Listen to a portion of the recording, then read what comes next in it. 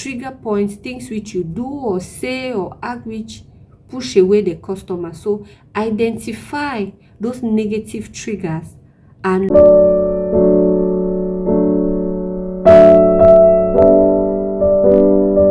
hey guys, welcome to another video in which we are going to discuss a whole lot of things linked to life, business, and other aspects of the corporate world and the business and financial world. So today I want to talk about the people business. I think most of those who are in the corporate world will understand, most of the marketers and salespersons will understand what I'm talking about when I talk about the people business, because I guess that's what most companies these days are pushing towards, the people business. So there's this popular quote from Howard Schultz which says, "We are not in the coffee business serving people. We are in the people business serving coffee." Let me repeat, Howard Schultz. We are not in the coffee business serving people. We are in the people business serving coffee. Once you understand that, your business booming, your personal life even booming, actually, because when we apply the people business to even our personal lives, we realize that when you put people as a priority, you realize that there are so many things which go well without you having to make an effort, because you have what they call, there is financial baggage, but there's a people baggage, like you have a team. So let's leave the personal side of this people business and go into the corporate side, the business side of people business.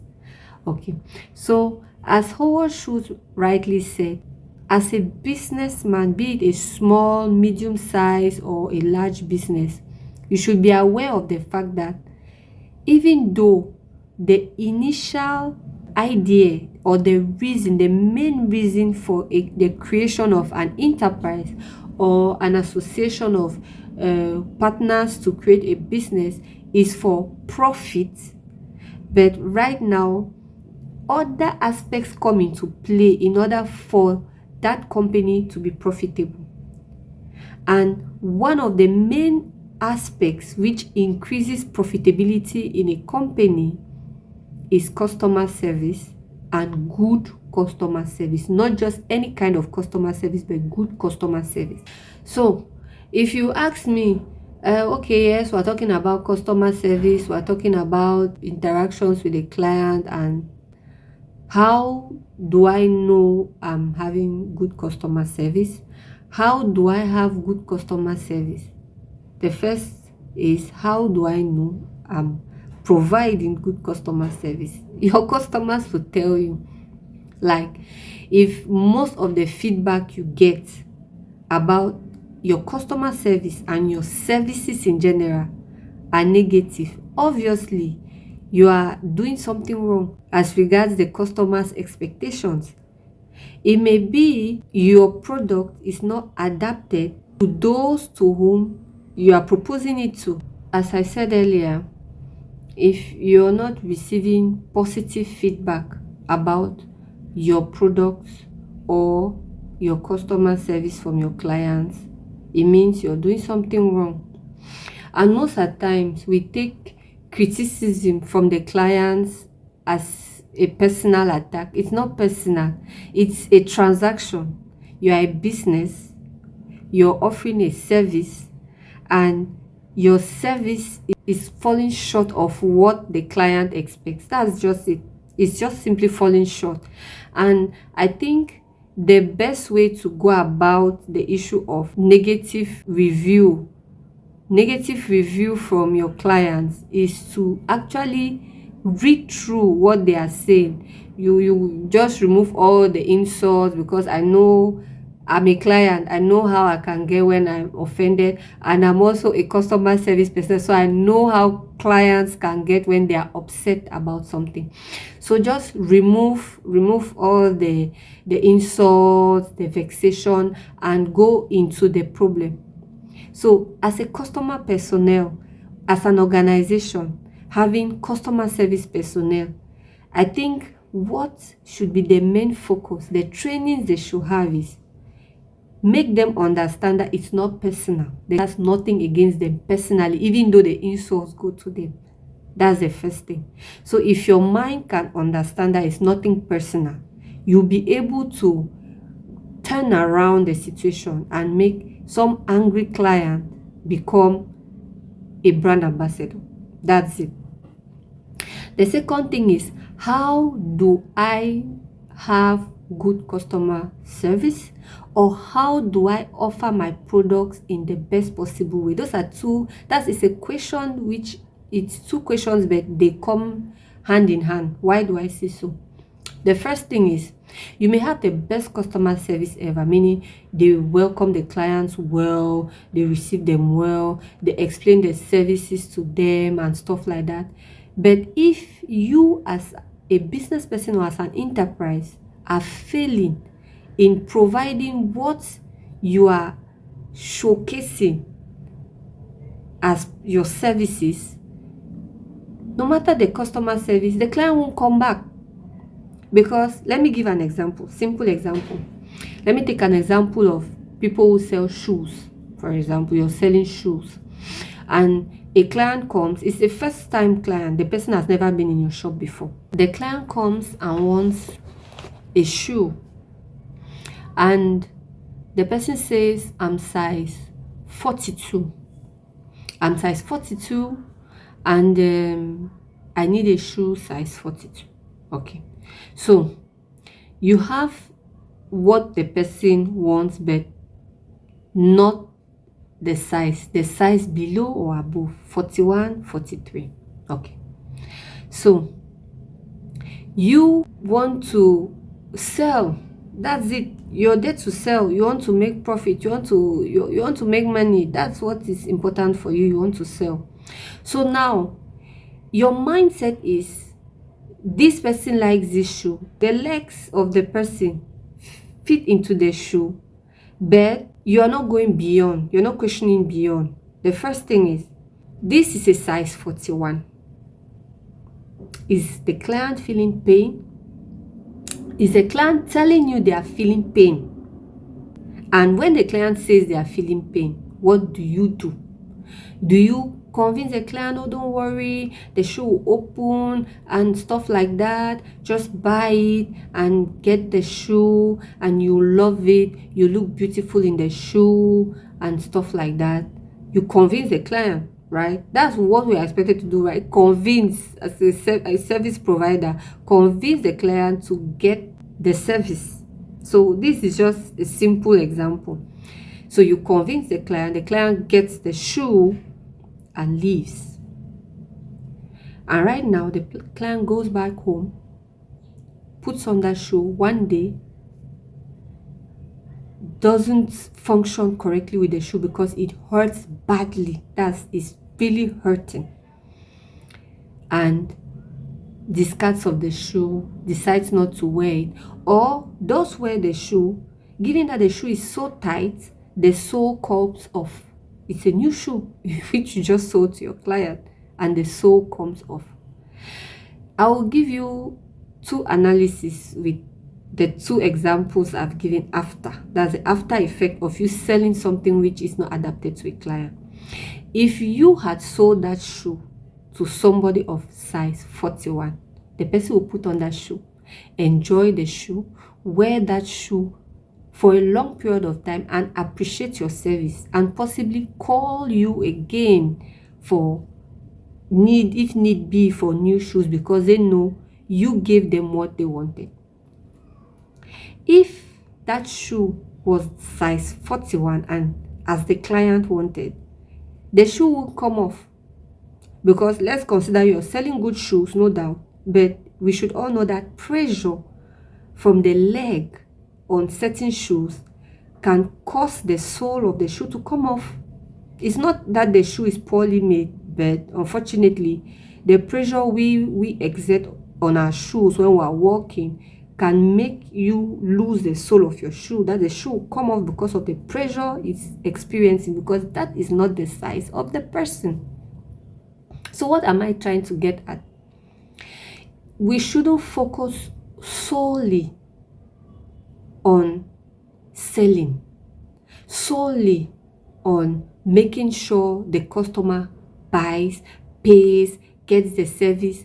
We should also focus. I'm not saying we should omit the fact that we need to sell, but we should add on to the fact that we need to sell what is adapted for that customer so that they come back and they become a brand ambassador. That's how it functions. If you give me what I want the way I want it, hey, why would I want to go elsewhere when I know that I'm getting all what I need from you? I'm getting the service, I'm getting the consideration, and I'm getting the customer service I need. So I'm getting value for my money. I'm getting value for my money. So when working in customer service, please don't take it personal. Don't take the harassment, the haggling, and the frustrations of the clients personal. Know that it's people who feel they've paid for a service and they expect value for that service. And if they are not satisfied, everybody does not have that culture of being calm when stressed out or when offended. So you as a professional should be able to detect the fact that, okay, what's going on here? How do I sort this out? How do I solve this problem? That should be the mindset. The mindset should not be, why are all these customers disturbing somebody? Why are they stressing people out? They're not stressing you out. They are simply giving you feedback, which is very important. I'm not talking about those who are just there to be negative and say all the terrible things they can say. I'm talking about people who, even though they are being negative and saying all the terrible things they are saying, they are making sense. They should make sense to you. So that's the aspect of being in the people business. But now there's another quote which says, the customer is king. The customer is king. And I would like to go talking about Harry Gordon Selfridge, who says the customer is always right. And is it true? Is the customer always right? That's the question. Because in this age and time, we have so many people with issues who just want to be difficult. But as a customer service personnel, I don't think we should think in that light. Even if you feel the person is being difficult, try to understand what the person is saying and look for a solution. When I say look for a solution, some people always think like doing exactly what the customer wants, maybe giving them a refund or something like that, or telling them something which you know is not true. To me, what I think as a customer service personnel, to add value to your customer, that's what you need to do. When they say the customer is king, when they say the customer is always right, this simply means in your approach when talking to the said customer who is coming, maybe unhappy with a service or looking for a service, which like getting to know the service you're providing, the customer is always right in the sense that the way you present yourself to the customer should make them feel appreciated, should make them feel understood, should make them feel heard. Customer is always right does not mean that if a customer goes out, maybe you gave them hot coffee, they know the coffee is hot, and they go out with the coffee and spill it on somebody, burns the person, they come back and say it's your fault because you gave us hot coffee. No, What I understand, that's my analysis, and with so much research maybe and the experience I have, when they say the customer is always right, it means you efface yourself. That's, you put yourself behind and the customer ahead. So in any analysis you are making, the customer is first. It goes back to what I said about choices, about proposing services to customers. That means even if you want to up and sell to a customer, do not up and sell something you know won't be useful to the customer. Make the customer see the usefulness of what you are providing. That keeps the customer first.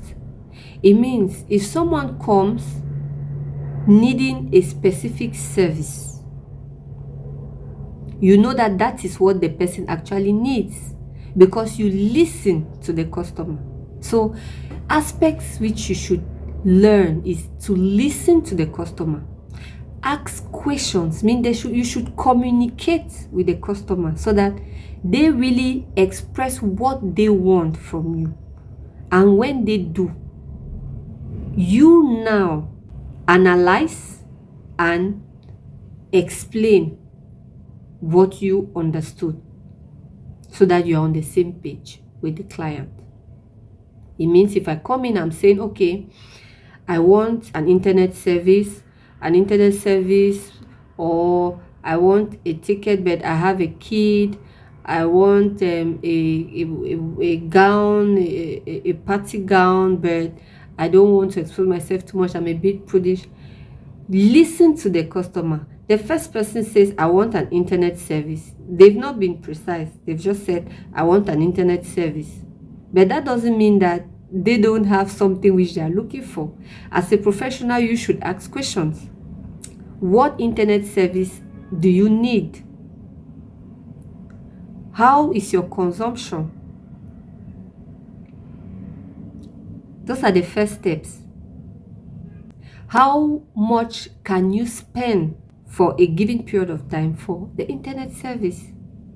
When the person gives you all that information, you can now give them adapted services to their needs. But if you want to upscale, you can also, in the course of the very cordial conversation, propose for future use, which you may not know, but the person may be able to acquire those services in the short run or even immediately. Because most at times, customers need guidance. So when somebody comes and says, I need an internet service, just don't say you give them the most expensive internet service and they discover that later on in the long run, what you're offering is too expensive, it's not adapted to what they want, and they are not satisfied.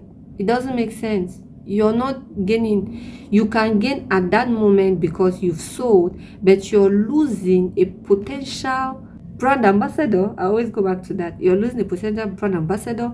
You're losing many more clients which would have come through that person because that person is dissatisfied. The second case, I want to travel, I need a travel ticket, and I have a kid. You as a travel agent, obviously you want to keep such a client or any other client for that matter. Are you going to propose a service which is not adapted to someone with a kid? No. You will look for the best service adapted to that person.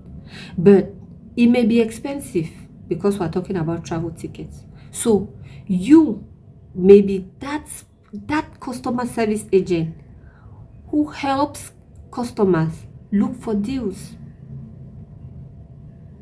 That, okay, there is this deal going on right now. Maybe if you pay, even though you're traveling in 2 months, if you pay now, you'll be discomfortable, your kid will be discomfortable. But if you need this other service, which is maybe VIP, this is how much it costs, but it's advantageous in so and so business. So the thing is, for good customer service, you as a customer service agent should be able to apply these specificities, listen to the client, understand what the client wants, be able to talk back in a good way, expressing what you understood and coming to a consensus with the client on what they really need. And I'll add a bonus something. Most of the times we feel like when they say customer is king, customer is always right, it means that if the customer says this is wrong, you can't say no, you're wrong. No, you must not say you're wrong, but you should make them come to the understanding that they are wrong in the right way. Sometimes a customer of yours may use a service which is not in the right way, or may not have understood how a service is to be used. It's not necessarily you who sold that service to the person. Maybe someone else in the organization who did not succeed maybe in explaining things to the customer, or the customer heard it from someone else that this service, this is what I do, and came over and wanted the same service without permitting you to explain profoundly. And yes, you gave them the service as they required or asked for, but now it's not adapted to what they were thinking because they don't have all the information linked to that service. So when that such a customer comes back angry, telling you this service is bad, is this, I did this and didn't work like that, and you first listen to the customer. As I always say, listen, analyze. You take the information the customer is giving you with the information you know and compare, and then you realize that, oh, this customer of mine is not using the service in the right way. You bring the customer in a space of confidence, relaxation, so that they feel open to receiving the value you are about to give them. Because being autonomous in using services is a big deal for a client. They find a lot of satisfaction in that. So you lighten the air in such a way that you can be able to explain to the customer that, oh sir, oh madam, I'm so sorry you had this bad experience with this service, but I would just like to bring out certain aspects which maybe we didn't give you the necessary information from the onset. Actually, do you know that while using this service, this is what you had to do, but unfortunately, I guess maybe we didn't give you the right information, and the customer will be like, oh, so this is what I had to do. You'll be like, yes, you see, now you have all the information. Do you have any other doubts, any other issues which you think you need to know about this service?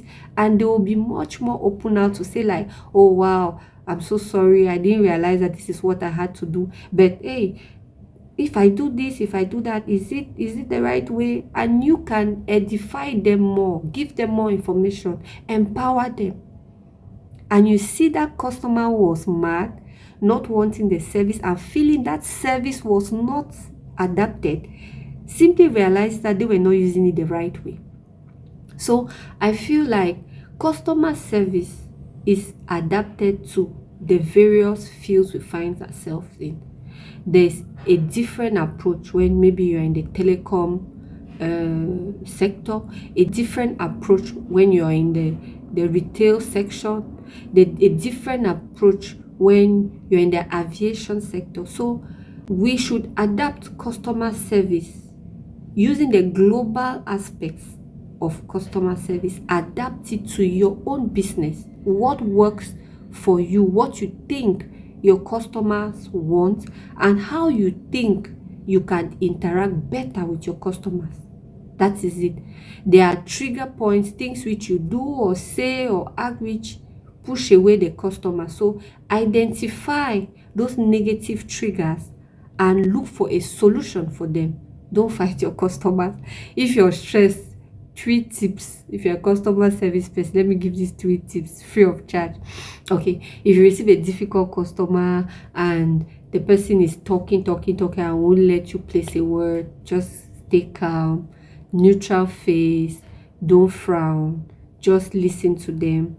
When they are done, you could say, sorry sir, sorry madam, really I understand you're very much offended, but if you permit me to have an exchange with you so that we can be able to solve your problem and maybe permit you go back to what you have to do. So that's make them understand that you are there to solve the problem. You've given them time to talk, but now you really want to solve the problem so that they can go about their activities and get back to all the important things they have to do. So make it seem like the fact that you're coming in now is because you want them to go about their activities. So it's all about them. Second tip: very angry, very frustrated customer, you're not in the mood, you can't deal with it, write to a colleague.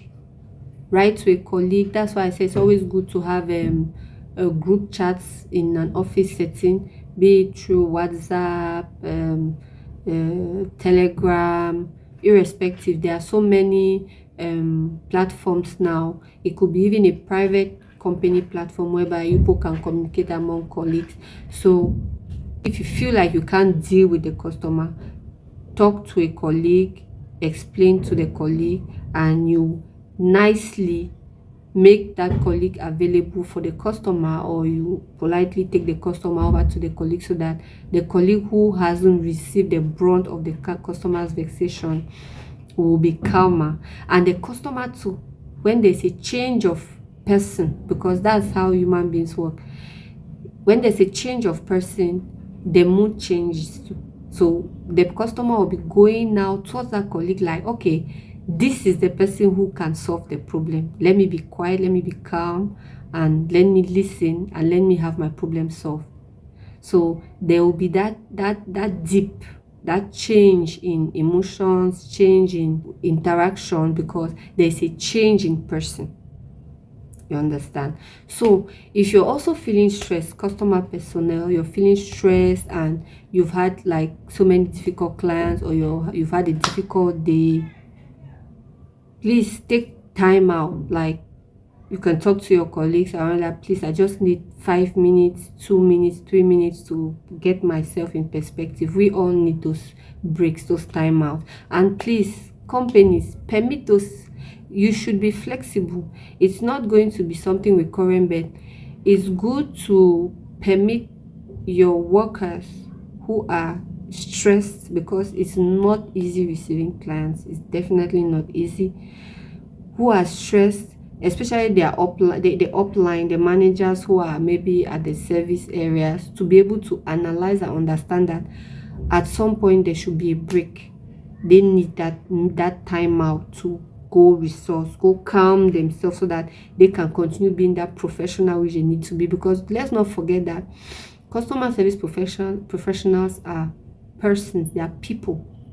So if they can't resource themselves, if they can't calm themselves down at intervals within the day, it will really go crazy. You'll be having fights, you'll be seeing, especially in service companies, whereby it's like service, you're rendering a service and the client comes back dissatisfied. The client says one, the customer service person who is stressed up under some kind of emotional, I don't know, whatever, is stressed up, and pap, everything goes south and everyone is like going crazy, and people are like, clients are like, why is this person making noise? And another one is like, what kind of customer service is this? Can't you manage your personnel? So you see, to avoid some of those things, I think those 3 tips will do well to mitigate certain explosions of emotions which may go on between the customer service personnel and